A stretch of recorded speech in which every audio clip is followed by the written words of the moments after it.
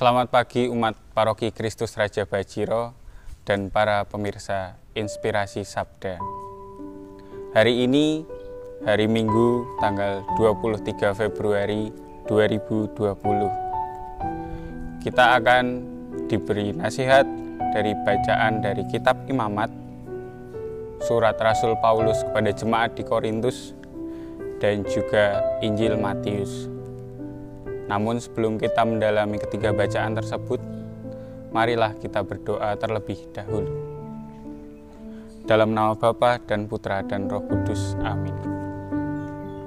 Allah Bapa yang Maha Pengasih, kami bersyukur atas segala rahmat dan kasih-Mu, terutama atas hari Minggu yang Kau berikan pada kami. Di awal hari ini, kami hendak merenungkan segala sabda dan juga pengajaran-Mu. Kami mohon, semoga segala yang Kau ajarkan ini dapat kami terima dan kami renungkan dalam hati kami. Demi Kristus Tuhan dan pengantara kami. Amin.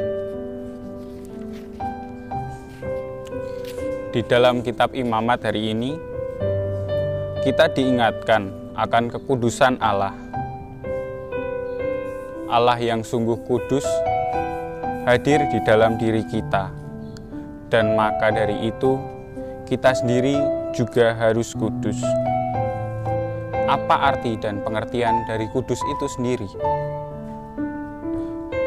Menjadi kudus bukan melulu menjadi seorang yang suci, tanpa noda, dan juga tanpa celah. Hal ini dapat dimulai dari hal-hal sederhana, seperti berani menegur bila ada kesalahan dari orang lain atau orang-orang di sekitar kita, kita diajak untuk berani menegur orang-orang itu.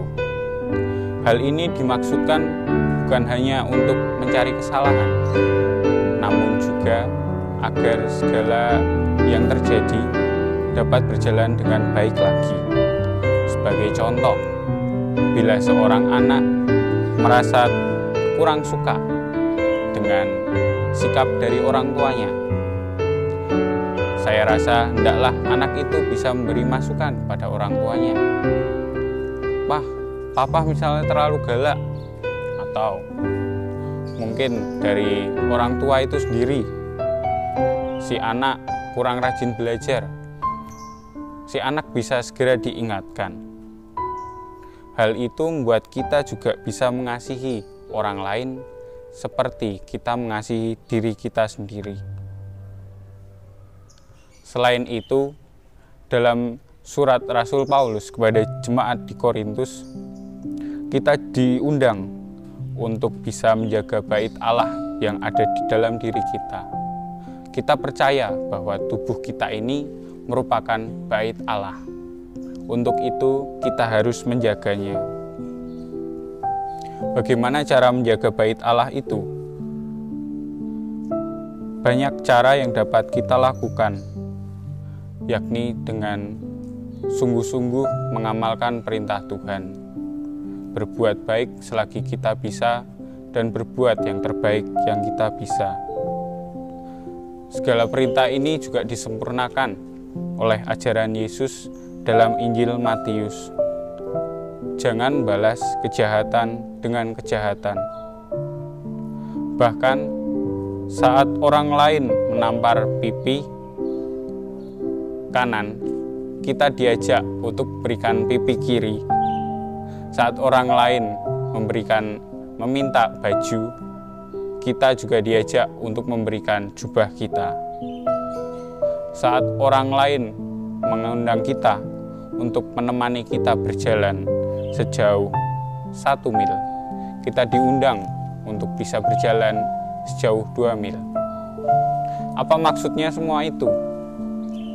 Maksud dari semua itu saya rasa adalah mengundang kita semua untuk memberi dengan lebih. Kita diundang untuk memberi semua dengan lebih. Selain itu, kita juga diundang untuk mendoakan musuh kita, kendati Tuhan Yesus sendiri menghendaki agar kita tidak mempunyai musuh. Kita berdoa bagi orang-orang yang mungkin kurang kita senangi atau mungkin kurang disenangi. Berdoa bagi musuh itu bagaikan sikap Allah Bapa sendiri. Bapa yang menurunkan matahari dan hujan untuk siapa saja. Demikian pula kita mendoakan semua orang tanpa terkecuali. Kita mendoakan orang tua kita mendoakan saudara-saudara kita, dan bahkan kita diundang untuk berani mendoakan orang yang kurang kita senangi. Bila kita hanya mengasihi orang yang mengasihi kita, saya rasa hal itu sama saja dengan semua orang yang bahkan tidak mengenal Yesus. Semua juga berlaku demikian, itulah kodrat alam. Namun Yesus hendak mengajarkan hal yang lebih.